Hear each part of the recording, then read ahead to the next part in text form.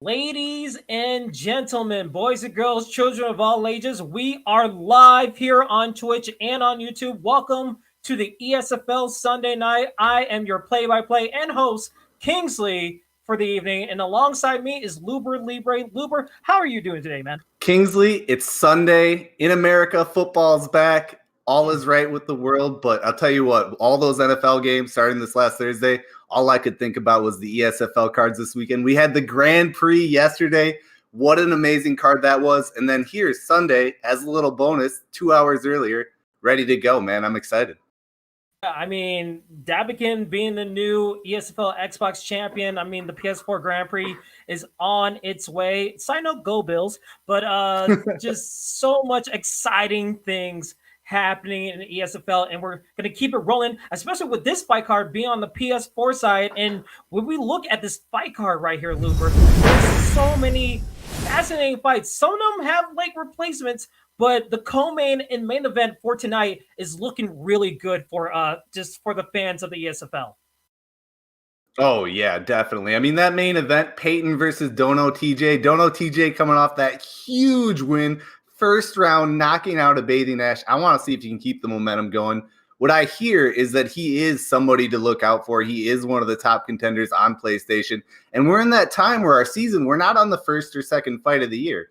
We're getting into people's fourth fight of the year. You know, next week will be fifth fight. We're really seeing this roster start to sort itself out. And this is where they do it, man. The proving grounds, ESFL, Sunday night. I'm ready. Absolutely. We're ready. I know you guys in the chat are ready to see some fights, as our first fight is in the fighter selection right now. And our first fight of the prelims is going to be Gaming Echo versus Boiler 569. And what can you tell me about Boiler on the blue corner right here, Luber? Yeah, Boiler, I mean, this is his fourth fight already on the UFC 4 side. He has yet to come away with a win, which is tragic because he is a great player. I watch his stream. I've seen other people play him on ranked. He gives everybody a tough fight. And so he's had some tough matchups, taken some tough losses, but he has everything he needs to start getting it going. And then on the other side, Gaming Echo, this isn't a debut that I am super excited for. This guy wasn't really a known fighter in UFC 3. Towards the tail end, he is starting to come on. But the new game came out. He dedicated his time to it. He's been streaming every single day that I go on. I see him up there, and he's super entertaining. His style, his personality, he's got everything to make a star in the ESFL. Let's see if he can do it. Absolutely. As we are starting things off in the Kumite, Boiler in the blue gloves, using a Robbie Lawler pick. You have Tony Ferguson in the red corner being used by Gaming Echo. And here we go, ladies and gentlemen, our first fight of the evening. And right now, we're just seeing a bunch of level changes, a couple hooks landing out so far. Both guys really going for the gusto here, Luber.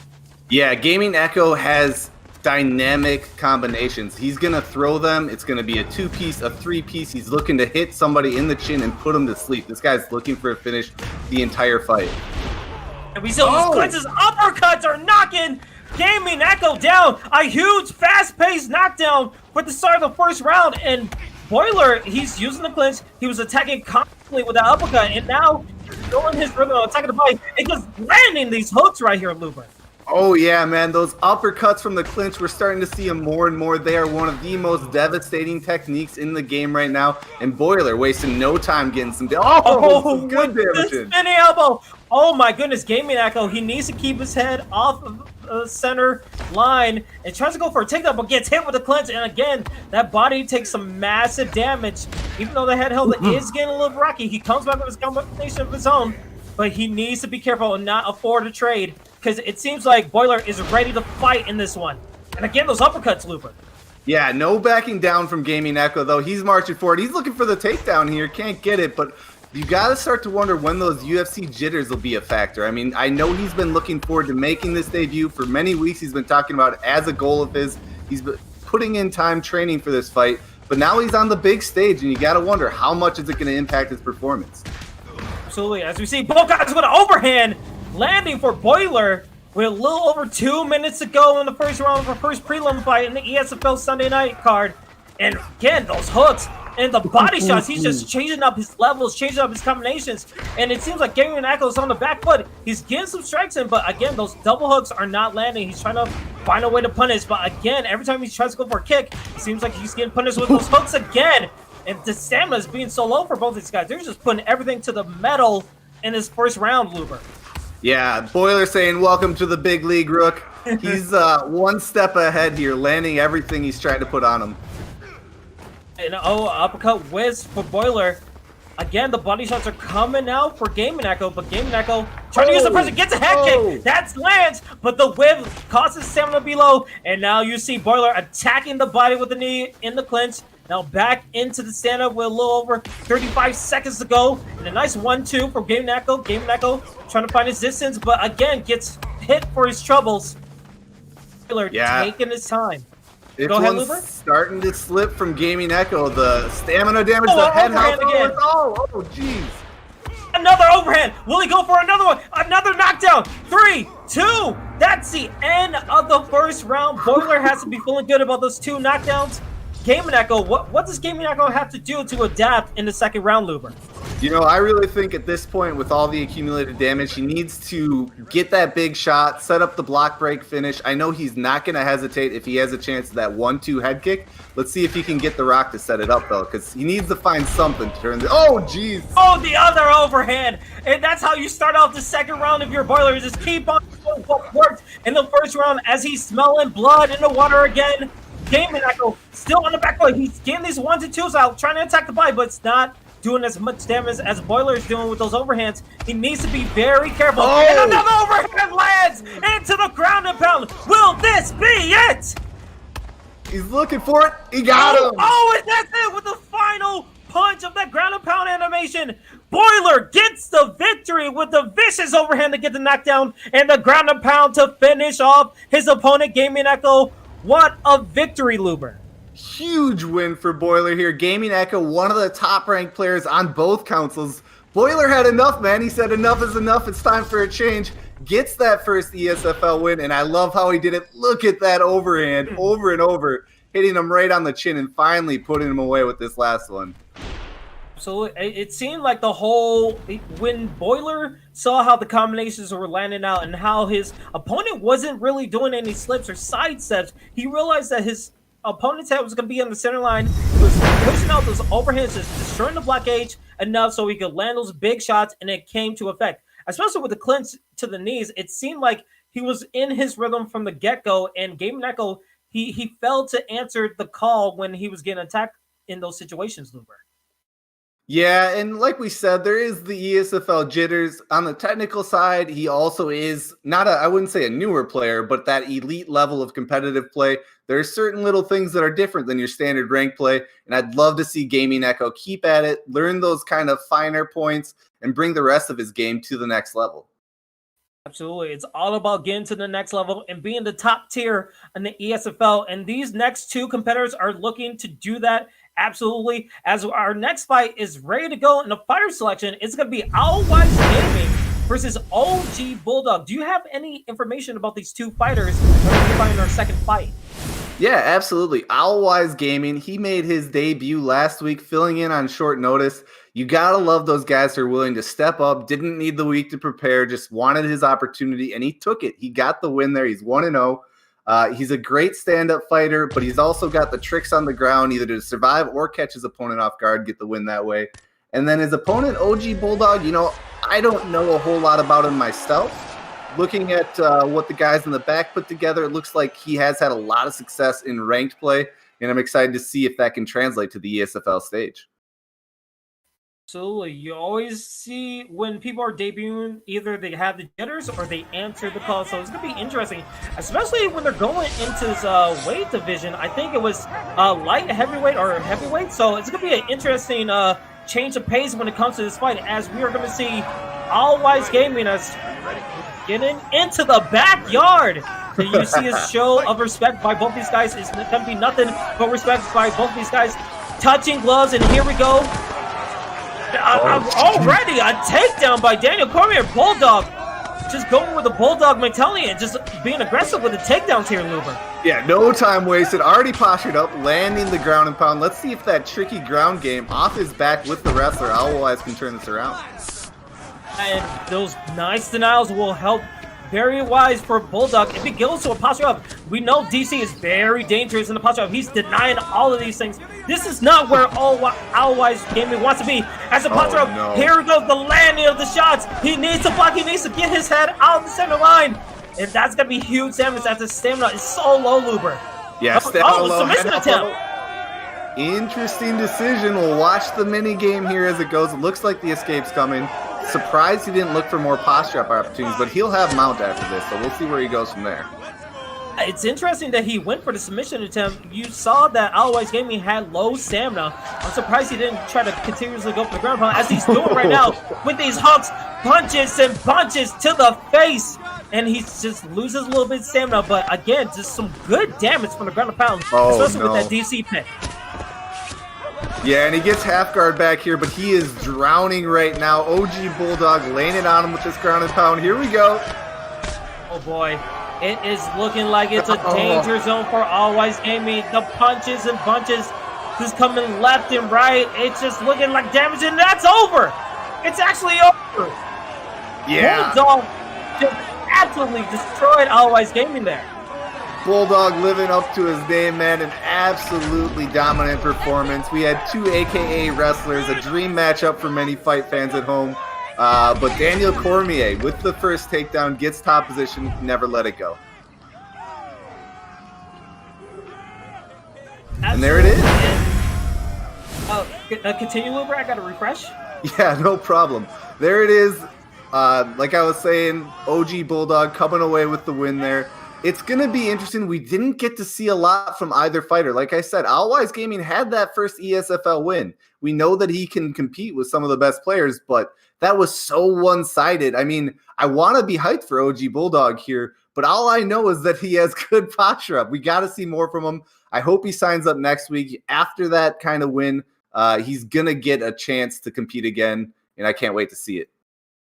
Absolutely. I mean, it's really interesting. I mean, the ground and pound with the DC, especially if you're going into that weight division and you see a DC on the other side, you know that it's going to be troubling. You need to be on peak when it comes to the ground wrestling and the denials and the ground and pound. You need to camp that posture out position because it's just so deadly for your opponent. So, like, good stuff for Bulldog. I'm excited to see what he does in the next fight card. But before we get into our next fight, we're going to take a quick intermission to get everything all sorted. We will be right back, guys.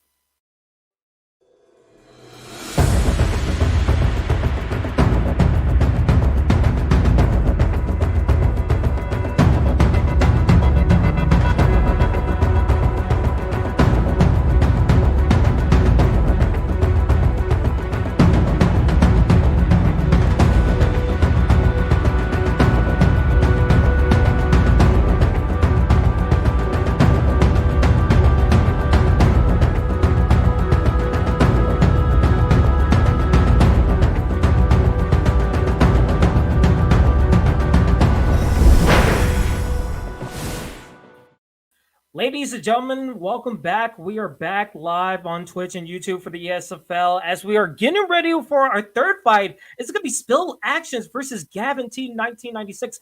Good year, by the way. And hopefully we're going to see some huge knockouts as we see in the featherweight. Spill Actions going with a Conor McGregor and Gavin T going with a Max Holloway. Do you have any more information about these fighters here, Luber? Yeah, caution on who they're hovering. We've seen too many times the teases and the switches last minute, but an exciting matchup if we get it. Spills Action versus Gavin T 1996 is a great fight on paper. We'll see how it plays out. Spills Action is somebody who's been around the ESFL community for a while now. He's competed on exhibition cards. He has not yet competed on an official UFC 4 card. So this is technically his debut, but people around the ESFL know about him. He's a dangerous fighter. He's balanced. He's got all those, like we were talking about earlier, that competitive polish where you know what competitive players are trying to do. He's got that down. His opponent, Gavin T 1996, is also making his ESFL debut, but he's a little more unknown. We don't really know what he has to offer. I like the Max Holloway pick, going with the cardio kid, looking to maybe outlast his opponent in this one. I'm excited to see how he does it. Are you ready? Absolutely. As we see the referee getting both fighters ready, Spill Actions is going to be the Conor McGregor in the red corner. His opponent in the blue, Max Holloway, being used by Gavin T. Here we go. Beware of the unknown, as Gavin and Spill Actions technically making their debut, and they're not waiting any much time. Trying to check out their distance. We see a nice body kick landing for Spill Actions, trying to gauge the distance, and a nice hook coming all the way from Gavin T. Gavin T is ready to fight with these ESFL jitters on hand. Yeah, no time wasted. I like that body work he snuck in there. He mixed the combination up, went high, went low. If he can keep doing that and landing on Conor, he's going to have a lot of success. Yeah, and we can already see both guys trying to slip out of the way, trying to preemptively slip, trying to make their opponent guess. And you can see both guys trying to go rock'em sock robots with those combinations, as we see Spill Actions trying to play a little bit of a counterpuncher role, getting his back to the gates. But he can't take many strikes like that, because that's an uppercut to the face, and it knocks him down. Now he's to the clinch, and we see Gavin T, being the unknown fighter in this situation, taking it to Spill Actions. And Spill Actions tried to defend his back and able to get up to the stand-up. A good start from Gavin T here, Luber. Yeah, Gavin T, everything he's throwing, even if it doesn't land directly on chin, it's hitting the block. He's getting those block breaks going, and he had him pinned against the corner. I love what I'm seeing here out of Gavin T. We're seeing people just whiff and miss, and people doing some good slips so far. So both these guys are going to be very technical when it comes to striking. They're trying to figure out their way into the distance where they don't get punished for their trading strikes. And we see an uppercut trying to land for Gavin T, but just whips it. No, a cartwheel kick just gets blocked, but he answers back with a nice body shot, and Spill Actions trying to take his time, trying to do a little pull counter. But again, the block gates, he needs to be careful. Oh, could have been dangerous. Gotta watch out for those kicks right there. A nice sidestep from Spill Actions. So far, so good with 2 minutes to go in this first round here, Luber. Yeah, Spill's doing a good job bringing it back, making the fight a little more of a trade. He was pinned against the corner earlier. I like that cartwheel kick. You were talking about how they're keeping it basic, nice and defensive fighting, and then Gavin breaking out the fancy stuff. Now he's landing those head kicks. The block breaks are coming. He's doing good work here. Oh, but we get another knockdown. A huge knockdown for Gavin T. Gavin T, look at that finish the fight here. He does. Gavin T with the victory against Spill Actions, getting the nice straight knockdown into the ground and pound, and that was all she wrote, as we see Gavin T become from unknown to victor in a matter of 1 or 2 rounds. Incredible showing from Gavin T here. Great performance, young man. Welcome to the ESFL. Everything he wanted to do, he did it. Comes away with a clean victory. That's a 1-0 fighter right there. Absolutely. You just take a look at these replays. A nice pull counter into the straight, and then from the first knockdown, that was all she wrote. You know, when it comes to the ground and pound, Conor McGregor on the pound game not really that well. So when Max Holloway with all that stamina and all that striking, if you're not able to block or just try to get your head out of the way, that's going to be all she wrote. And what a great debut for Gavin T. Becoming the unknown fighter, not really know much. I think we just figured out that he's very much a technical striker. He's going to slip you a little bit. He's going to change up his levels, and he's going to try to go for the knockout and put a little bit of pressure on you. So it'll be really exciting what the PS4 Matchmakers does for his next fight, because he's undefeated. He's going to be going against even bigger talent coming up in the ESFL here, Luber. Yeah, if you want to go from being an unknown member of the roster to a well-known member of the roster, that's how you do it. Dominant performance against a known quantity in Lenny/Spill's Actions. Spill will be back. He's a great fighter, but now we got another good one to watch on the roster. Man, these cards, every single week, we see new names. This is a new game. I love it, man. That was a great fight. Absolutely. And speaking of a great fight, we have our next fight coming up. Hopefully they could turn down their music a little bit, because we hear it on the streams. Hopefully they could turn that on so we could show the fight. But again, it's going to be Pressure versus Ryan Lafase. And what do you have about these two competitors right here, Luber? Pressure, formerly TI Pressure. I'm not sure what that fight camp's doing these days, but we saw him a few times in the ESFL. Great fighter. He is somebody who lives up to the name. I mean, you don't pick the name Pressure unless you're looking to move forward and impose your will on your opponent. We've seen him do it. He's had success in ranked play. He's had success in the ESFL. And then his opponent, the Sewer Rat, if I'm looking at this correctly, no, it looks like it's Ryan LaFace. Yeah. Yes, there you go. So Ryan also had an ESFL fight previously. He filled in on short notice. I'm looking to see if we got information on how that turned out for him, but it's good to see him back in the ESFL, signing up again, taking this fight on short notice again. Appreciate those guys who are willing to do that for us, take on that extra challenge. And like I said, he has a tough task in front of him with Pressure. And what that means is it's a huge opportunity to go out there and be somebody that people remember, that they look forward to watching next week. So Ryan LaFace, let's see what you can do.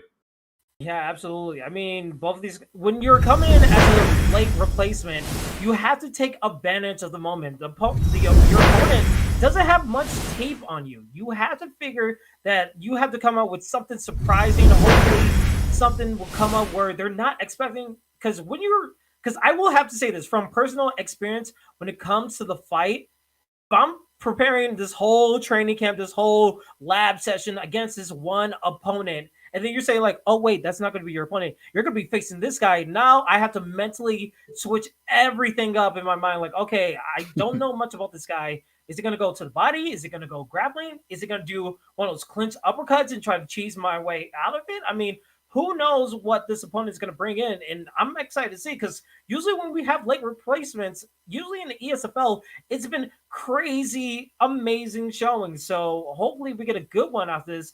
And while we're still taking the time to see if these guys are going to ready up soon, hopefully they take out the music so we could show the fight. Again, we are still trying to find our way in the PS4 rankings, because our PS4 Grand Prix is coming up. And Luber, when you think about the PS4 Grand Prix, how excited are you that that's coming up, especially with the Xbox Grand Prix in our back window? Yeah, I mean, it's been the debate for centuries since UFC 3 really got rolling. Who's better, PS4, or Xbox players? I think what you can say without a doubt is that PS4 has some of the best known high-level players out there. I mean, you got people like Romero and Ash, Ed Parker. I mean, some of these guys haven't even really put their foot in the door yet for the ESFL, and they will. They'll be there. But when you have 8 of them together in a Grand Prix, you're going to get high-level fights and exciting fights. And what I like about it is these guys are such well-known commodities. The stakes are huge. There are no tournaments out there like the ESFL where they mean as much to the competitive community and you're standing within it as these ESFL Grand Prix are. So we're going to not just see the first PS4 champion in the ESFL on UFC 4. We're going to see the first star made this coming, I think, 2 weeks from now in the PS4 Grand Prix. There's a lot of things at stake when it comes to the PS4 Grand Prix. Being the first ever ESFL UFC 4 PS4 champion, I mean, that's a high accolade, and no one can ever take that away from you. And there's going to be so many people who are going to be fighting for that one privilege of being called the first ever champion. But before we get to that, speaking of all these other players that want to make a name for themselves, I think our next fight is ready to go. Again, it's going to be Pressure versus Ryan. It's going to be in the bantamweight division. Now, I know I love maining TJ Dillashaw. That's my main pick since UFC 3. But UFC 4 is such a different game. When you come to the fighter selection, who are you thinking is the meta pick when it comes to the ESFL and UFC 4 here, Luber? You know, we've seen a few different choices come out. Not a lot of Peter Yans. I mean, a few for sure, but you are seeing those TJ Dillashaws. The Jose Aldo is a very popular pick. I like the Cody Garbrandt pick myself, another top one in the bantamweight division. But these two guys, they are picking, like you said, meta within the competitive play champions here, or fighters here. So I think the difference is really going to come down to skill, not fighter selection, because this is a great matchup, and it can take place in all sorts of, standing on the ground or in the clinch. Absolutely. Hopefully they could turn that commentary down, because there's only room for one commentary here, darn it. But I love this matchup right here. TJ Dillashaw is being used by Pressure, and a Jose Aldo being used by Ryan. This is going to be looking like a good striking battle, especially with the leg kicks, as we get this first round of our fourth fight ready to go. Yeah. Too bad about the commentary here, but looks like we are going to have a silent fight, but that just opens the door for me and you, man. I am looking, old school, Yeah, absolutely. We're in Japan now. So right away, pressure looking to pressure, right? He's already got him against the cage. He's already throwing him around, landing those knees, those kicks, those punches. I think this is going to be a real issue for Ryan LaFace if he's going to let his opponent walk him down like this. He's got to fire back and counter before he's already in his face.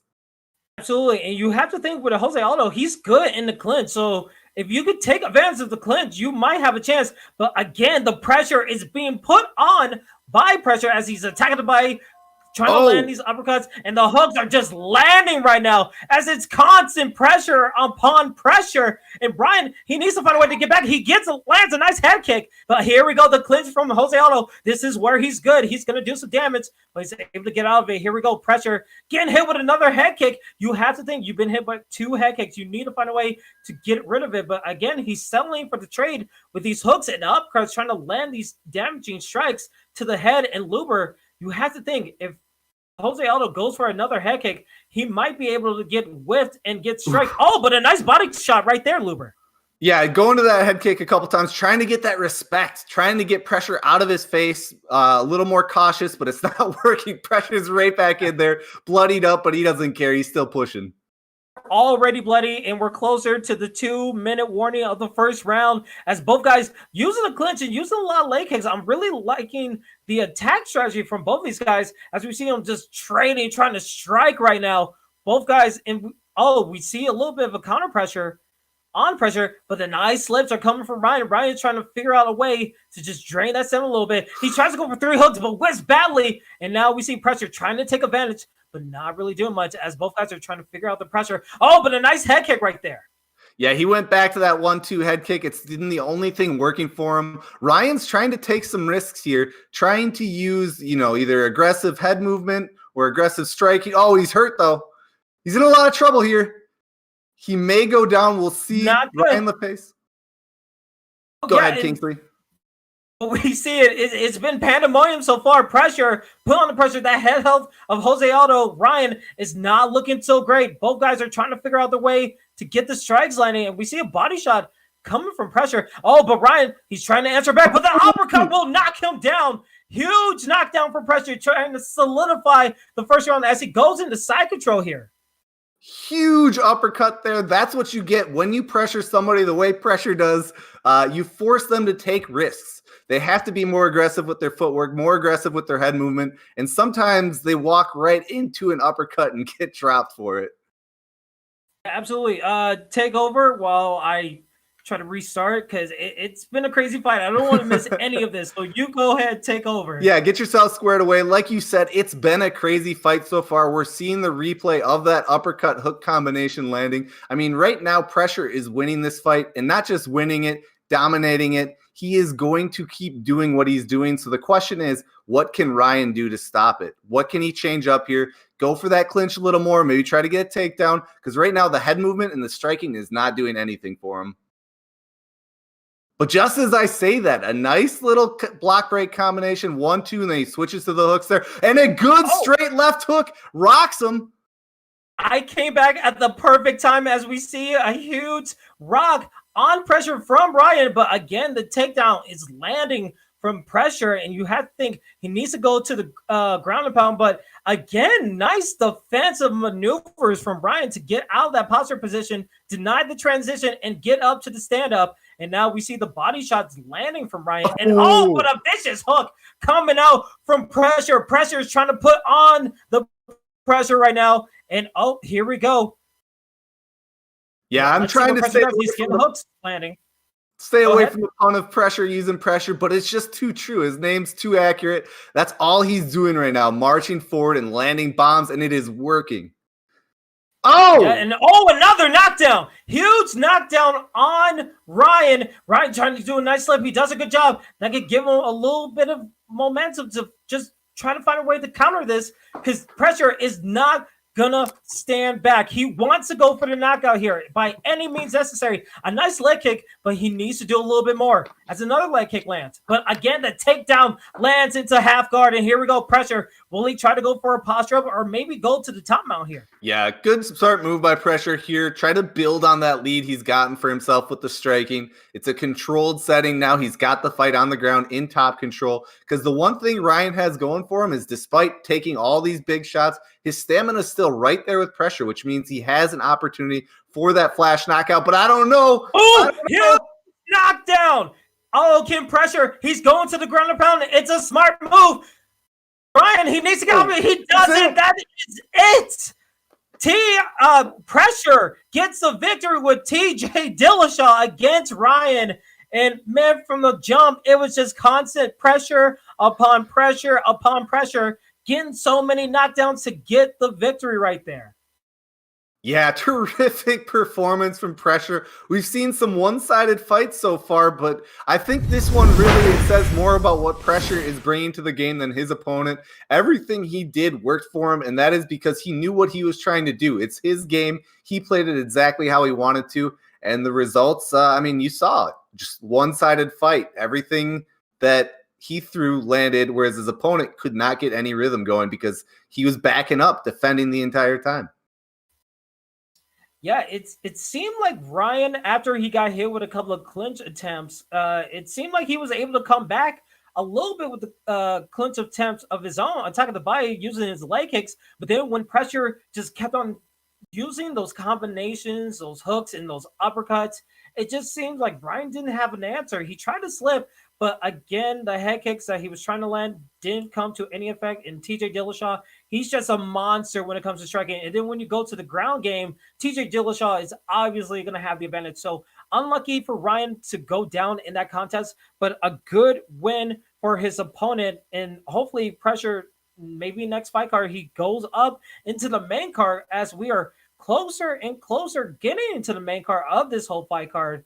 As we are live here on Twitch and on YouTube, ESFL Sunday nights, it is going to be amazing as we are getting into our next card, because our next fight is going to be huge because we got two familiar names that we see right here, Luber.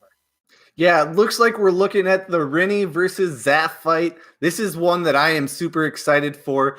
Rini has really been coming on strong lately. She took a loss in her first fight, the ESFL debut, and we've seen so many people facing that situation, looking at an 0-1 record and kind of, I don't know, maybe shying away, not really as interested as they were before. She did the opposite. She rebooted, came back strong, and got two really impressive victories and is now on the winning side of things. And on the other side, I mean, you guys know him very well. Zaf, he's everywhere in the community, grinding on this game, constantly improving, working hard to become one of the better players out there. And he has the training to get there. I mean, he is working with the best in the game, and he is figuring out how this game is played at a high level. And you could see, I don't know if we have the fight up right now, but a 4-0 lead for Zaf in this rivalry. So Rini really has her work cut out for her in this one.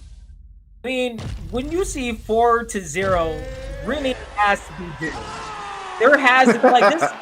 Like, you could be 13-0 when it comes to like online, but then when you get to the ESFL, you always get that one, and everybody remembers that one, reminiscing from the movie Little Giants, if anyone can remember that. But Zaf, being a champion in one of our affiliate leagues for the ESFL, the UFL, he's going to be looking to put on a show here as he's going with a Tony Ferguson pick against Brittany's Max Holloway.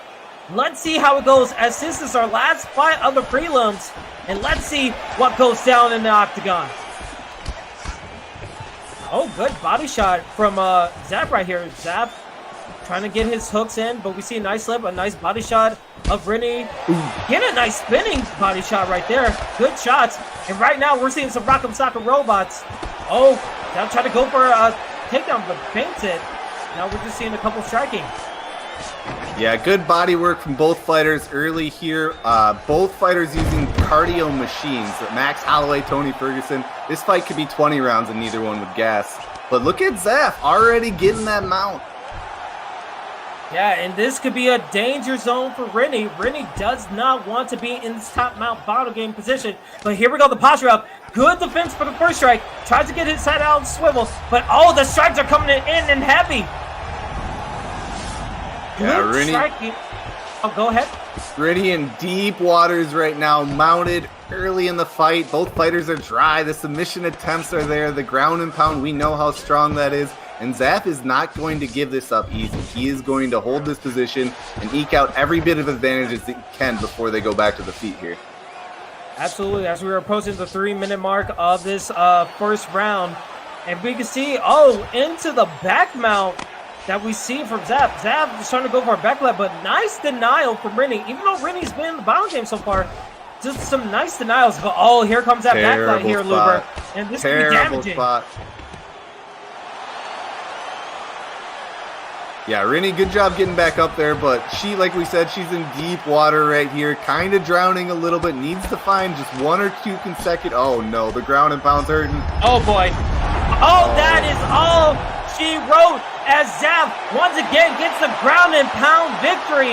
And that's been the story of this whole fight card as Rini suffers a defeat against the UFL champion, making another impression in the ESFL.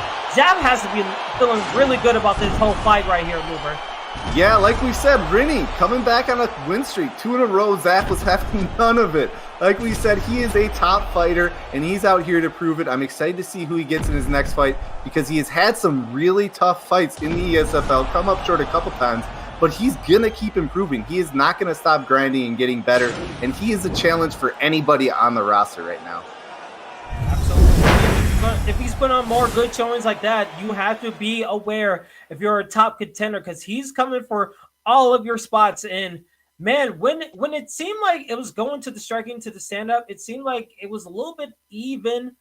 But Max Holloway, when you get into the ground game, it's just a done deal when you go against Tony Ferguson because Tony Ferguson is so well balanced in this game that it's kind of tough, especially in the hands of Zaf, just being a high caliber player, just denying the transitions, going to the sprawl, trying to take the back, and just going to a back flat and just pounding on your opponent. It just seemed like it was just doomsaying when it got to the ground. And hopefully Rini could come back and just learn and go back to the lab and just figure out what main person she needs to use when it goes against the ground game, because that seemed like that was a huge detrimental to her game.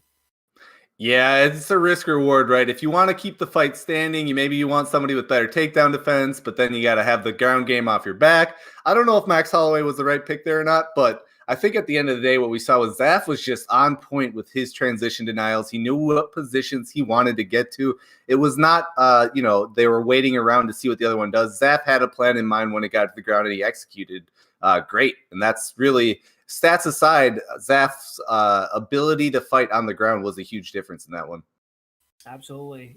Styles makes fights, and everyone knows everyone got a plan until you get punched in the mouth. But speaking of getting punched in the mouth, we're going to middleweight in our next fight. It's going to be mental stability versus Bugsy being a late replacement. This is looking like it's going to be a crazy knock him out brawl because we see the Southbender. Oh, actually, we're getting word in the back that we're going to take a quick intermission before we get into this next fight. So stay with us. We will be right back to get ready for our next couple of fights.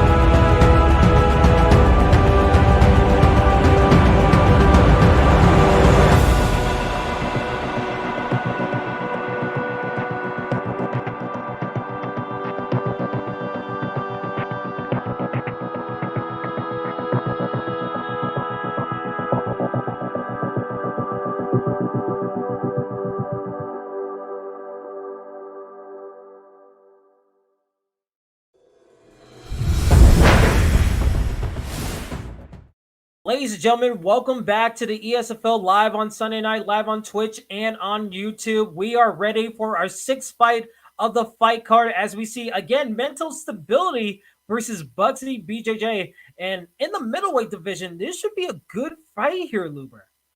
Yeah, I love the middleweight division, man. That's where you really start to feel the power. They're not so cumbersome like the light heavyweight or heavyweights. Really a lot of good fighter choices out there, though. Looks like, I don't want to get into it till they lock him in, but I do love this matchup. Mental Stability versus Bugsy, CTT Bugsy. I guess I didn't mention it before that CTT, that is a new camp out there. We'll see how they do. That's Canadian top team. Bugsy was messaging me before this fight card, very excited to debut his new fight camp. So let's see if he can get that done, because if you're going to have a successful fight camp, the first thing you need to do is have some success, and he's going to try to do it. And he has a huge test in front of him with Mental Stability, a very well-respected fighter in the community. He has he picked up a huge win last week. He's somebody who really has that, like we've been talking about, that pressure game, right? You're seeing it over and over, the block break combinations, pushing their opponent against the cage. That type of style is doing very well in the game right now, and that is how he fights. Yeah, and we can see the Nick Diaz being hovered around, while the Bugsy, we haven't seen what Bugsy's going to choose. And maybe we see a creative fire. No, we were going to see the Stylebender versus Diaz pick. And this should be a huge slaughter brawl. This might be a slobber knocker, the barn burner that we have been looking for. I'm just trying to get my vocal cords ready to yell, because I feel like we're going to see a lot of crazy stuff when it comes to this fight right here, Luber. Yeah, it's awesome when you have somebody who wants to march forward and somebody who wants to be attacked that way. Israel Adesanya, a great pick for counter strikers, people who want to fight at distance, because he has so many tools to maintain that range. But Nick Diaz doesn't care. He's going to march forward and throw his combinations anyway. I am excited as well. Absolutely. As we see Bugsy in the blue gloves using the style bender, we see Mental Stability using a Nick Diaz in the red gloves. Here we go for our sixth fight of the Sunday night ESFL fight card featuring the PS4 fighters. And we already see a taunt from Mental Stability, playing a little bit of mental warfare as we see another taunt come back out. And here we go. Both guys swinging for the fences. And we see a nice uppercut landing, but both guys trying to figure out their distance, trying to figure out the strikes right here. How do you like in this fight so far, Luber? Oh, geez, good shots there. Mental Stability, he's throwing some big hooks and landing. He's going to be at a little bit of a stats disadvantage overall. I like how Bugsy's working the body with his own boxing. He's not just going for the head, trying to break the block. He's working attrition. He's trying to win this fight now and win the fight later. Win that stamina game, take over. And we see a couple of clinches attempts and knees to the face from Bugsy. But Bugsy now getting pieced up with a couple of combinations, especially with that uppercut landing so heavily on the face of Bugsy. We see the taunting with the slits and not a single strike. Attack the body, sir. Please, just one time. Don't let your opponent get to this point. But we see the clinch attempts trying to attack the body, but gets blocked and clinches to the face, to the knee. And this is what Bugsy needs to do. If your opponent's going to play this mental warfare, you need to take advantage right here. Yeah, best thing you can do is punch him right in the face, and Bugsy went for it. I don't know what that was from Mental Stability there. Obviously a little bit of arrogance. He's getting, he's feeling flowy, right? Getting loose, and he's starting to land. I don't know where that's coming from, though. What he's trying to accomplish exactly. It's giving me kind of like deja vu from Anderson Silva against a Chris Weidman. You think you could taunt your opponent, but as we see, a huge takedown being landed for Mental Stability. This has to look good for him, Luber. Yeah, good transition denial there. Bugsy getting caught going straight for that get-up. Not what you really want to see there. And look at that. Mental Stability all over him, already getting the side control, and now he's got him out in that sprawl where he can do a lot of work to the body. Yeah, a lot of work to the body. You know, both competitors are going to be dangerous when it comes to the ground game. And we've seen some vicious, nice denials. As we see a denial in that submission attempt and a denial going to that side control. Both guys looking good so far. And let's see if we see a positive opportunity right here, Luber. Yeah, no, Stability is all over him right now. He could try to work in some ground and pound. My favorite thing in there, he denied that stand-up attempt When he was in that sprawl position with his back to the cage, mental stability, he denied the get-up attempt. Now he's going for the submission here. A huge submission attempt. We apologize for the quality of the stream so far. But again, this is going to be looking like a close one as both gauges are looking close and close, neck to neck. If Bugsy is not too careful, this could be a huge submission attempt, a huge submission victory for mental stability. But it seems like Bugsy is going to be able to get out of this situation with a nice look up in the defense. Yeah, that flick technique, very hard to get somebody submitted if they know how to do that, especially in the state of the current submission game. So good escape there for Bugsy, but to be expected. Let's see what mental stability can do from his back here. Yeah, as we see a little over 2 minutes to go in the first round of the 6 fight, and now we have to see that Bugsy needs to take advantage, and the strikes are coming in hot in the ground and pound. This is what that person needs to do in this situation right here. They try to submit you. Now it's time to punish that person with your ground and pound. As we see a nice slip from the ground and pound from mental stability. Stability, knowing how to defend those ground and pound strikes right there, Luke. Yeah, that may be the path to a submission for him. If Bugsy's looking for that posture up. If he gets it and mental stability can avoid enough strikes, really gas him out going for that ground and pound, that's where you might see him sneak into submission. But look at that, Bugsy getting off to the half guard and no, right back to the full guard for some mental stability. And now we see to the posture, and we saw 2 strikes, 2 hooks being blocked, and now we're back into the stand-up right here. And let's see if we can see Bugsy take the advantage with these clinch attempts as the body shots are just getting damaged by those knees. You see Stability trying to attack his body, but again, combinations are coming out fast and furious from Bugsy. Oh, yeah, heck, trying to land on the block. Body work landing for Bugsy. Not a lot of offense for either guy. Mental stability catching the chin here and there, but mostly just little pitter-patter shots, but I love this body work coming out. Yeah, you saw a vicious body uppercut into hook. And a spinning roundhouse just to wake up his opponent. And we see the clinch to the knees.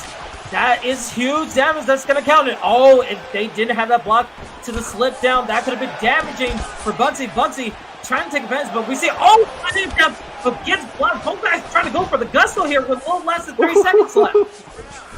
Bugsy breaking out all the tricks, but look at that. Back to that little swing. Oh, it has the recipe to get a little bit crazy. Are they going to survive going to the second round here? And it seems like they're going to take a little bit of a break. They're accepting the damage they put. And, a nice 1-2 coming out for Bugsy, but a nice slip into a hook. And that should be the knockdown to end the round. A clutch knockdown to end the round for mental stability, possibly stealing that round from Bugsy right there, Luber.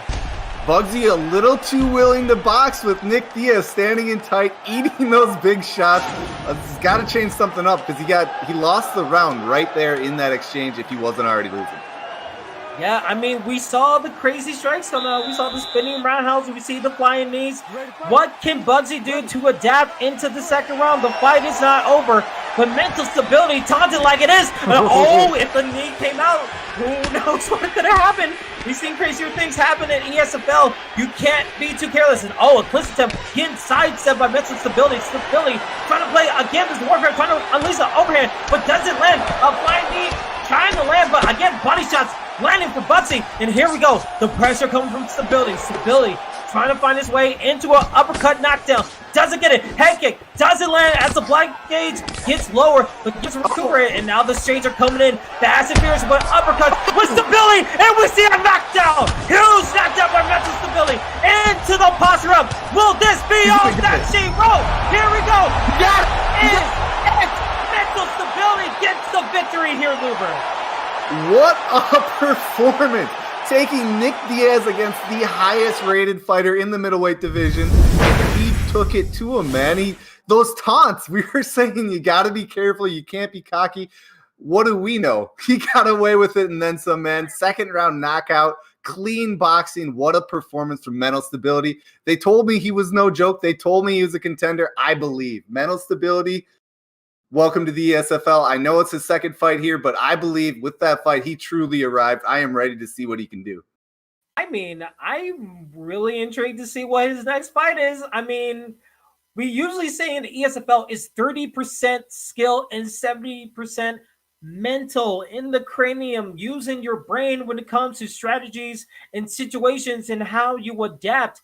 And the fact that mental stability, using his name to just play mental warfare, just slipping constantly, getting his stamina all the way low, taunting his opponent, saying, Bugsy, what are you going to do about it? And getting the victory. That has to play a huge mental effect when you're going to fight like that, especially if you win it. That has to boost up his confidence. So I'm excited what he does in his next fight as he gets a clean victory. But for Bugsy, man, like when you in that situation, I have felt it before in my online fights when you're in that little like sunken place where you're just like, well, what do I have to do? I have to use flying knees, these spinning roundhouse kicks, try to do maybe some clinches to just disrupt my opponent to respect my strikes. But man, when you lose those kind of fights, it just amplifies and just motivates you more to go in your next fight. So hopefully we get to see him again in their next fight and maybe just do a little bit better and get the victory that they deserve if they put the work in. But speaking of the work they put in, our next fight is looking really incredible because it's going to be in the welterweight division, and it's going to be the Sewer Rat versus Rock Roman in the main card right here. I love it, Kingsley. The Sewer Rat making his debut. It's his return to the ESFL, his debut on UFC 4. This is a guy who's been in the competitive scene for a long time. He first competed in UFC 3. I think it was in the late 40s or something like that on an ESFL card. He's been competing at the top end of the ranked leaderboard that entire time. I know him. I fought him myself on the Xbox side. He's over on PS4 now. He is a devastating Muay Thai fighter. His body kicks, he built his entire game around his body kicks. Every time there's an opening, he's going to look for it, and he's going to try to win the fight by taking somebody out with those and just kind of overwhelming them with. It's one of those things where you get hit with a body kick, yeah, that smarts a little bit, I didn't like it. You get hit by 5 body kicks, the fight's over. I mean, you're just in too big of a hole, and he knows how to land those. His opponent on the other end, Rock Roman, he's got a couple fights in the ESFL on UFC 4, so he has more experience in the competitive scene on the new game, but I don't know what he's going to bring to the table to deal with this, I wouldn't say unique style from the Sewer Rat, but very dangerous style, very specific style. I want to see what his answer is for it. Absolutely. As we see, very interesting picks. Rafael Dos Anjos versus a Jorge Masvidal pick. As we see both these competitors ready to get going, the referees trying to get them all ready. Here we go, our 7th fight of the evening of our Sunday night ESFL card live on Twitch and YouTube. I am your play-by-play commentator, Kingsley. Alongside me is Luber. Here we go. Sewer Rat already getting pieced up by a little bit of hooks by the Jorge Masvidal pick, but nice body kick so far from the RDA pick so far. Yeah, wasting no time going to the body. That's 2 body kicks landed, 2 body punches landed. Yeah, and we're seeing all of the constant pressure that we're seeing. Sewer Rat needs to find a way to counter this. Gets a nice uppercut for shovel, but the body shots are going to play a factor. But again, with those body shots, those body kicks, you need to make sure you're not doing them so close that you're in range, because you might be caught in a combination. But so far, so good for Rock Roman right here, Luber. Yeah, some great counters, some good timing on a couple shots here. That head kick was nice. I'm going to look for that overhand, too, from Masvidal. There's a lot of weapons he has to shut down the Sewer Rat, and he's going for it. And a nice pull slip from the Dos Anjos. He was getting hurt a little bit in his head health, but again, the blockade. You see Rock Roman trying to do these 3-piece combinations, trying to get his opponent just a little bit unorthodox with their movement, trying to take the fight. As you see a nice straight coming from the slip right there. We see Rafael Dos Anjos trying to attack the fight, but again, gets a knee for his shovels and a body shot landing. Sewer Rat needs to find a way to just avoid these slip counters. Oh, a nice combination as both guys are trying to swing for the presence. Oh, that knee could have been trouble, but we're seeing body kicks and body knees being landing so far here, Luber. What a fight. They're standing in the pocket and trading. Both guys getting aggressive when they want to. This is a great fight, and it has the makings for a fight of the night. Yeah, absolutely. And you can see that little moment of pause between both opponents where they're in the bubble saying, like, you make a move. No, I'll make a move and try to see who's going to land the first strike. And we see our first overhand. Oh, but an uppercut lands to disrupt the momentum of Rock Roman. Oh, but we see the feint of Sewer Rat trying to go for a front kick, but doesn't land it. And we see good uppercuts landing for Rock Roman. Rock Roman trying to use a little bit of pressure, a little bit of distance as we're opposed to the 130 mark of this first round here at Luber. Oh, man. At one point, both guys' heads were blinking, about to go unconscious. They had a little distance between them, and both guys moved forward. These guys are not afraid to trade. I love it. It's the mixture of levels with the striking, using the body kicks a lot more, especially with the new patches. And huge rock for the Super Rat. The Super Rat needs to find a way to smell blood in water and get the strikes landing as a nice hook to the body. But a nice counter by Rock Roman. Rock Roman needs to find a way to stay calm. You're not out of this fight yet, but you need to make sure you're not getting caught again as they switch stances right here. Nice combination from Rock Roman right there. Yeah, some good leg checks from Rock Roman. He's defending low now. He has to deal with the body kicks of the Sewer Rat. We've been talking about them all fight. They are adding up quickly, and that opens up those big shots to the head. The Sewer Rat. I mean, close fight, but I think he is imposing his will right now. Great round for him. Obviously, with that big rock, I scored it for him. I don't know what Rock Roman's answer is, but I know he is a good grappler. Let's see if he goes to it in the second round here. Yeah, hopefully he adapts in the second round, because you could be right. He could be down one round in the fight as far as depending on the judges. And we see a takedown attempt being banded by Super Rat. Super Rat, he had to feel a little bit confident with his combinations, and then he started using the overhands and the head kicks. So let's see if he's going to be using more body shots to just land more of those overhands, because he's looking for the KO with the uppercut or maybe the overhand right here. Yeah, and you saw Rock Roman come back with his own body kick and miss. Good takedown there, though. A good takedown. You need to take advantage. We usually see Jorge not go to the ground as much, but we're seeing the hooks and the combinations coming out. The hooks left and right, doing some damage to the Super Rat's head health. And let's see, into the half guard position. It's really funny to see Super Rat being uncomfortable in the ground game, as we see a nice denial. You have to think RDA is very dangerous when it comes to the ground game, but a nice denial going back to the half guard, and both nice denials by both the pairs right here a little bit. Yeah, Sewer Red doing a good job not using too much stamina, but I think we are seeing Rock Roman a slight edge so far on the ground, especially with this top position, and we know how devastating that ground and pound is if he can get back there. Yeah, I mean, the referee stands him up. I don't know about that stand-up referee. That's kind of a quick call. Both guys were doing work, and that's a huge disadvantage when it comes to Rock Roman. Rock Roman wanted to stay in that ground position. Gotta stay active. I mean, I know. But he's counters an uppercut. This stand-up leads into a knockdown, and again, the momentum has shifted back into the benefit of the Sewer Rat Luber. Rock Roman looking to hurt me. Oh my goodness, for a back opportunity for his opponent. Oh, the momentum shifting back and forth. My goodness, Luber. Yeah, Rock Roman gonna get aggressive here. He feels the technical fight not going his way. He's gonna try to make it messy. Maybe he'll go back to that takedown, but look for these big shots that keep coming out from Rock Roman. Yeah, I'm surprised he's not trying to go for a takedown as he gets knocked down again with a vicious hook coming from Super Rat. Tries to go for a head kick, but didn't have that blockade low, or else that would have been huge for Rock Roman. Rock Roman trying to pressure up, trying to fight in the phone booth, but again, whipping on those strikes. But the nice combination, trying to take advantage of that punishing body shot. And right now, Super Rat, he needs to be a little bit cautious. He's doing so well so far. But again, Rock Roman is not out of this fight as we're approaching under 1 minute on the second round here, Luber. I love these combinations coming out from Sewer Rat. Tapping him to the body and then slapping him across the face with the big shot, the overhand, the hook. He's setting these up. He's looking for the knockout. Yeah, and you can see, a nice catch into the sweeping of the leg column karate kick for Rock Roman. Rock Roman, every time he sees the body kick land so close, he is coming back with a combination of his own. As we see, a nice uppercut landing for Sewer Rat, but Sewer Rat and push back with that body shot as we're approaching the last couple seconds. But a rack up straight. The 1 second KO with the head kick. Sewer Rat gets the knockout to finish the fight. Incredible. Sewer Rat, welcome back, my friend. ESFL 1-0. The jab straight head kick to finish it, but he was winning that fight start to finish. Beautiful combinations, great feints coming out, and like we said, those body kicks are going to be a lot of trouble. What a performance.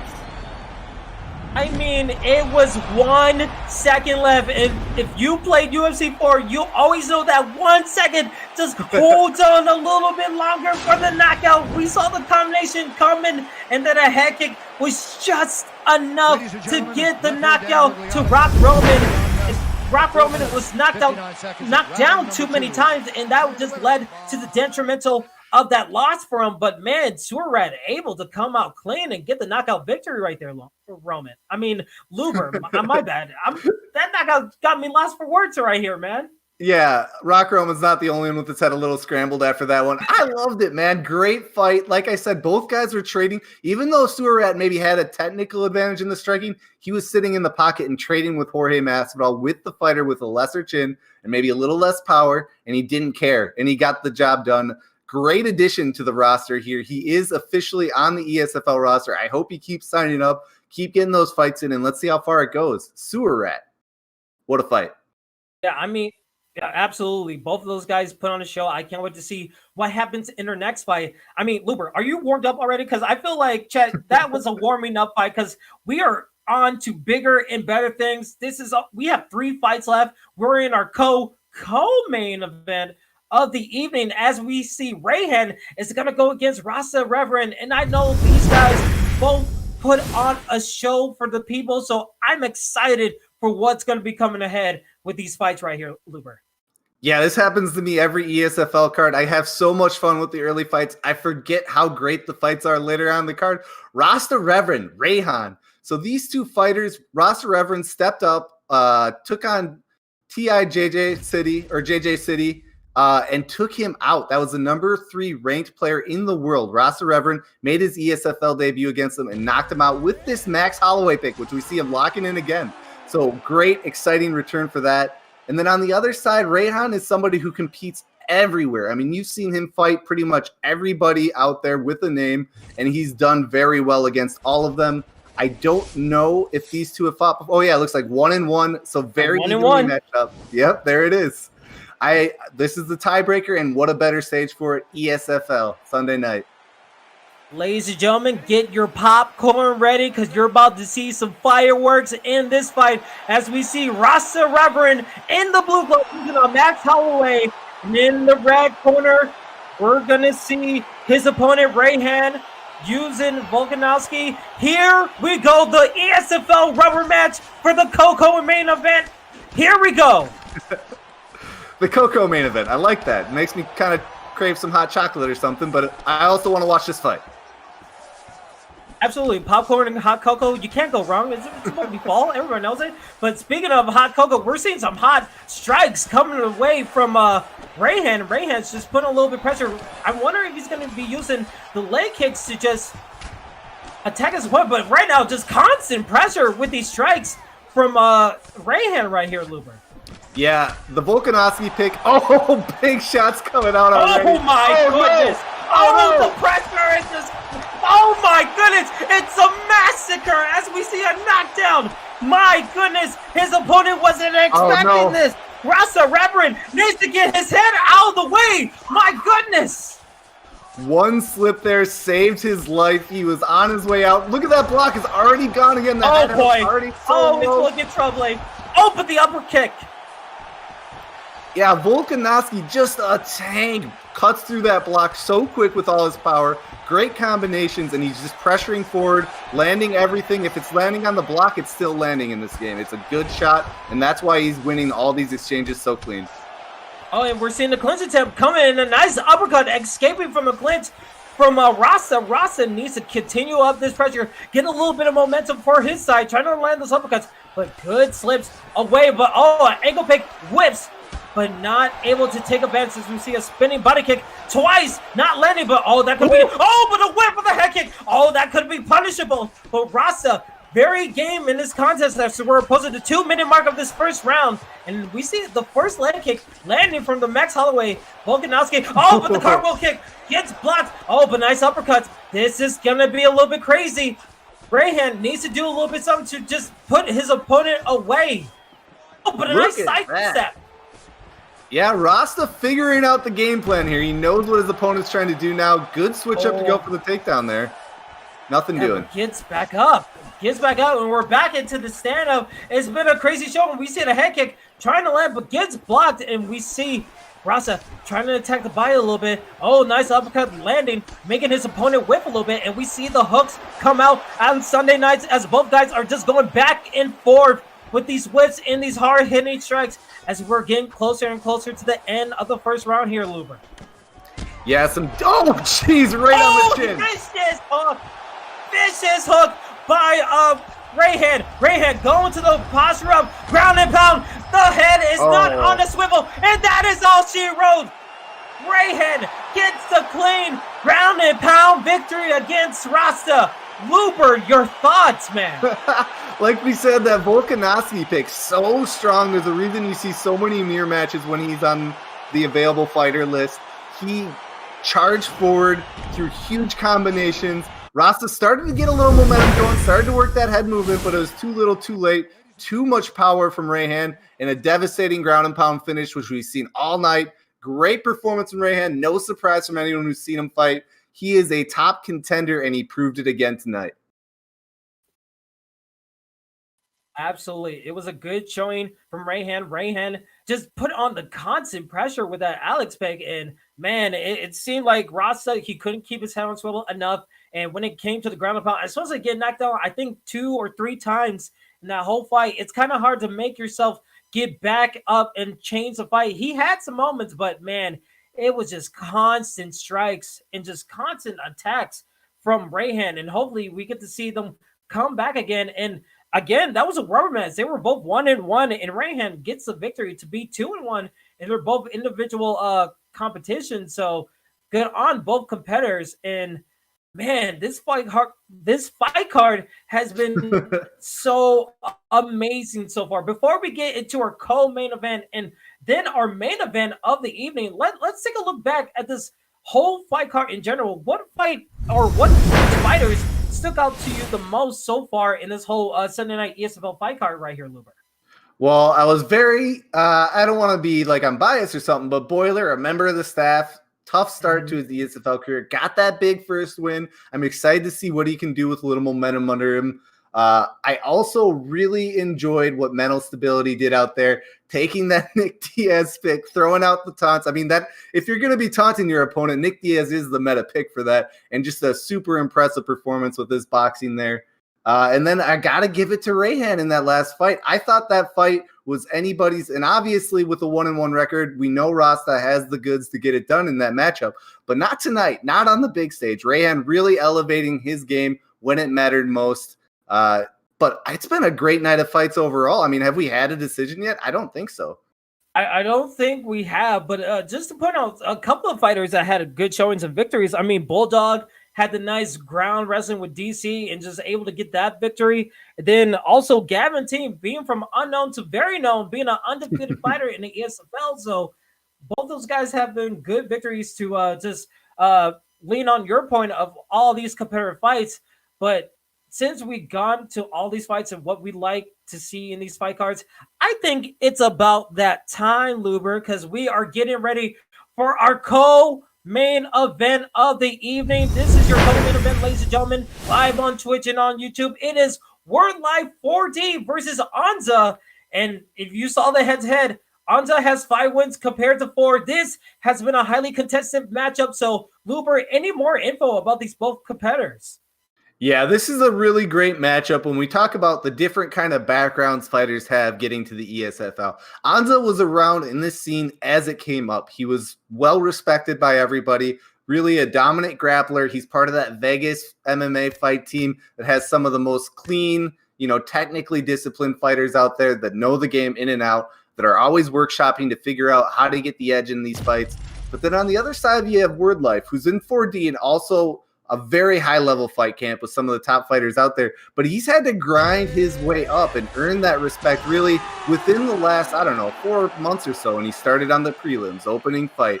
He took a couple losses. He got some good wins. And every time he showed up, he got better. And now here he is co-main eventing. Been working on his game, and he earned it. He worked for every little bit. He worked for everything he has now, and this is his chance to take that next step. If you can win in a co-main event on ESFL Sunday night, with all those eyes on you against somebody like Anza, I'm going to say it. That's how you arrive on the scene. Let's see if Warlife can get it done. Absolutely. Anza, the number 10 fighter in the rankings for the PS4 side for the ESFL, using TJ Dillashaw in the blue gloves, Henry Cejudo in the red gloves, being used by the number 20th fighter in the rankings for the PS4 side in Warlife. Here we go. Who do you guys got in the chat as we get this fight going? Oh, nice sidestep into a takedown attempt. Gets transition into a clinch. And just high-level clinch play right there so far. Yeah, that was a whole lot of work for nothing to happen. Both guys, real nice denials in there, like you said. And as we see, we're still in the beginning stages of this fight. And ankle pick gets denied. A huge takedown attempt gets denied, and that Henry Cejudo, you have to think both guys are looking for a takedown attempt, trying to match up the striking and trying to set up more of the strikes. And a nice catch right there, Luber. Yeah, at this level, these guys can do it all. So if their opponent gives them an opening for a takedown, they will get it. Good clinch work coming out there, some good knees to the body, and lots of evasive movement from both guys. I like this. Absolutely. As we are getting closer and closer, we still have our main event coming up. This is the co-main event, as we said before, and we see the hooks coming out very vicious. We saw maybe a sidestep possibly into a strike attempt, and now we see the body shots as the pressure is coming in heavy from Anza. Anza just on his opponent, while we see Warlife trying to find his way out of this pressure situation, trying to get out of the clinch, and he does. And a nice whip attempt, but a body shot for his troubles, as we see combinations coming in hot and heavy into the clinch. Yeah. A nice judo throw. Could not get denied. We're into side control, and this is where both competitors kind of want to be. They're both high-level skilled in the ground situation here in Lugo. Yeah, but top control is always going to have a little advantage, especially with ground and pound being so strong. And you can see right away Anza getting that full back, got the hooks in. Let's see if he tries to flatten him out. Nice denial. Huge denial there from Warlife. Warlife is just taking his time, being a little bit patient when it comes to going for a transition, as he gets another denial on his opponent, Anza. Anza also taking his time, going to a backside right here. Going for posture, but no, back into sprawl. Very interesting what he did right there, Lugo. Yeah, I think a little easier to work the ground and pound from here. He doesn't have to worry as much about Warlife standing up because those denials are a little easier from this position. But look at that. Nice little move. Get in the sweep. Yeah, and that's what happens when you get into the sprawl. You have to camp that side control because the counter is very deadly, especially with a ground fighter like this. And here we go, the posture up, and the strikes coming in hot, punches and bunches into the face of TJ Dillashaw, but he gets back into the non-posture up full guard position. And you have to think, a good denial, back into posture up. He knows what he wants to do. Both standing up very low as we're winding down the first round as the seconds tick down, and we are at the end of the first round. Your thoughts on who possibly would have won that round there, Luba? You know, I would maybe need to see the stats to pick a winner for that round. Very close, but I think Anza showed a little bit more of taking the fight where he wanted it. Great patience at the end from Warlife, though, and you saw it pay off. He waited for his moment to transition, and he got the clean sweep, ended up on top at the end of the round. You see good clinch attempts coming in hot and heavy from TJ Dillashaw. Anza is looking really good. Overhand doesn't land, but a nice straight coming in hot and heavy from Warlife. Warlife trying to find out his distance. Both guys not trying to whip this person. Doesn't get attempted. It goes for base. And now we're seeing the strikes hot and heavy coming in. Nice uppercut into a leg kick. Nice maneuvers there from Warlife, but Warlife gets striked for his shovels, and now the clinch attempts to the knee to the face from Anza. Anza striking his opponent very heavily, and now we see a takedown. He gets out of it. Very skilled play, but again, you can't deny the second takedown as we are back into the ground game here, Luba. And now Warlife gets his chance to work on top, or no, he doesn't. He does it. Just like that, is all to the reverse. And now here we go. We saw a little bit in that first round. In the late stages, the ground and pound was deadly. And now we have to see who's going to make the first denial, who's going to take the first opportunity. And we see it. Here we go. Anza into the half guard position. Yeah, and with high-level grapplers like this, you're looking, any denial of a transition is a big, fight-changing moment. It's not so much about landing those big knockout shots. It's about winning that chess match on the ground, getting the advantages and building upon them. Absolutely. As we're back into the clinch, as Cejudo able to get out of that sprawl attempt again, and here we go. Both guys landing very hard, and he strikes it. And now Warlife with a clinch attempt of his own gets his strikes in, and now both guys go for straight. And now another clinch coming out from Anza. Anza trying to pressure his opponent. The slip doesn't work to his benefit as he gets hit with a hook. And here we go. Judo throw lands. No, gets denied, and we're back up to the stand-up. Good high-level caliber gameplay that we're seeing here, Luba. Yeah, it's one of my favorite additions of the game, those quick get-ups. It's kind of like a denial, kind of not.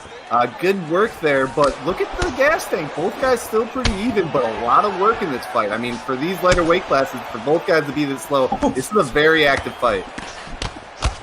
3 straight body shots landing in succession, and you can see that stamina was just so very low, but a nice uppercut when the clinch attempt was escaped. Let's see if he does it again. Oh, but he's getting his back to the cage right here for Warlife, but Warlife able to sidestep, trying to find his way out. Nice straight lands.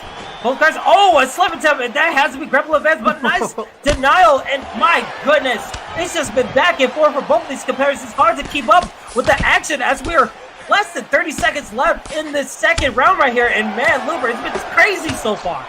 Man, I am glad we do not have to judge these rounds. Let the computer do it. This is a close fight and back and forth action, like you said. Good work there at the end by Anza, though. I think he maybe is getting a little bit of the better work in on the feet, maybe even on the ground, but I don't know if it's going to play out on the judges' scorecards. If I'm either fighter right now, I am looking for the finish. I am not leaving this up to the judges. You cannot leave it to the judges in this third and final round. Who knows how the judges are going to predict this fight, because it's now mom spaghetti time for both fighters, as we just seen the body shots just keep on landing, and clinch itself with uppercuts landing very heavily. And we've seen Anza being so good with the denials of the takedown, but he gets finally taken down into half guard, and this has to look good if he goes for a posture up here. As he gets it, here we go. Now we see the ground and pound, nice denials, using that blockade to its benefit, and man, this has to look good. And the judges' scorecards for Warlife here. Yeah, I think Warlife might be something like 4 out of 10 on takedown attempts, but at the end of the day, that just means he's got 4 takedowns. Very good work in the fight to the ground again. Now he's got a mount. Now he can get some work in. Yeah, but transition quickly into a half guard. Anza does, trying to get out of that situation, but oh, a huge now, and that will lead into the posture up attempt. And oh, these are going to be damaging strikes as the screen turns red. Can the clock turn midnight for his opponent? No, just so close, as Warlife is now picking up the momentum as we're getting to the 3-minute mark of this third and final round. Deep breaths after that one for Anza. Try to relax, try to keep getting those. There we go. Good denial from the posture up. You cannot eat those ground and pound shots. Yeah, and we see how long is it going to take for Anza to get back into the stand-up. It seemed like he was doing well in the stand-up, but again, this ground warfare, as long as he's staying about, is not looking good for him in the judges' scorecards as we're back into the top mount here, Luber. Yeah, like we said, the judges' scorecards may be a little bit of a mystery for this fight. Maybe people at home have a better perspective than us on it. Always hard when you're commentating to score a fight. But I do think if they're going to end the fight, the ground and pound out here for Warlife is a good one. He has a good chance to put him away if he can get the right position at the right time. Maybe 1 or 2 little denials would be the difference, or maybe he can just brute force it, get that posture up, and put him away. Yeah, I mean, this third round has been all Warlife so far, just having top control and attacking with these strikes, going to the back mount here. It just seems like Anza needs to go for the gusto and try to wiggle his way out of here. He can't assume that he's winning this fight. He needs to go for a home run here. Yeah, good denial there by Anza, and right away he uses that to get back to half guard. This is a good place to work from, but look at that posture up. Oh boy, and the ground and pound just landing so heavy, hot and heavy, and this could be all that she runs. Oh, not that close. Warlife using all of that sound, but can't put this fight over, and we're winding down. We're less than 30 seconds left in this third and final round. And oh boy, the posture up. Could this be it? Just bunches of strikes. Oh, able to counter and reverse it. This is possibly going to the judges' scorecards. And man, Luber, you have to think a close one, but it might lean into one direction. Yeah, I'm not going to guess which way that is. I am not looking to try to predict this one. Great final Sure, round. you don't want to put your name on the line? Come on, just give a little prediction. No, I'll say this. At the end of the day, what we saw, I don't think you can deny high-level technical fighting from both guys, and neither one really starting to lose that mental edge that you talked about earlier. Both of them staying active and trying to win the fight throughout. Dominant performance in the third round from Warlife. Let's see what the judges say. The winner by majority decision. Majority decision goes to Warlife. A majority decision. We usually don't see that happening. I guess one judge called it a draw, but man, what a good victory from Warlife. That was a hell of a co-main event right there, Luber. Yeah, you cannot ask for a better feather in your hat than Anza. Huge win for Warlife there. Like I said, I've been watching this guy improve over and over as he makes these ESFL fights. He takes a fight every chance he can get, and he puts his nose to the grindstone and gets better. I love it, man. Great performance from Warlife. Great performance from Anza, too. I mean, there is nothing you can take away from him there. He did everything he needed to up until getting taken down and controlled in that third round. And at the end of the day, that's part of the game. If you can't get off your back there, even with how strong ground and pound is and the ability to go for takedowns relentlessly, you have to have an answer for it. He didn't. Unfortunately, tonight, the scorecards did not go his way, but he will be back and he will be dangerous. Absolutely. I mean, that was a crazy fight. I think that's the first ever majority decision that we had in the ESFL. So we're making a little bit of history with that co-main event. And man, both competitors, I would love to see them again. I mean, Anza was a number 10 ranked fighter for the PS4 side, and Warlife being the number 20th. I mean, he puts his record up to 2-1, so he's going to be facing better competition in the future fight cards. But man, it was a heck of a fight, and I can't wait to see more. But man, Luber, we're done with that fight. It is about that time, ladies and gentlemen. This is your main event of the evening. DonoTJ in the blue corner and Peyton in the red corner. Man, Luber, what do you have about these two competitors, as this is going to be a heck of a main event fight? This is a 5-round fight here too. Oh, I love it, man. 5 rounds is absolutely necessary for a fight of this caliber. Both guys highly regarded in the competitive scene. Let's start with Peyton. I mean,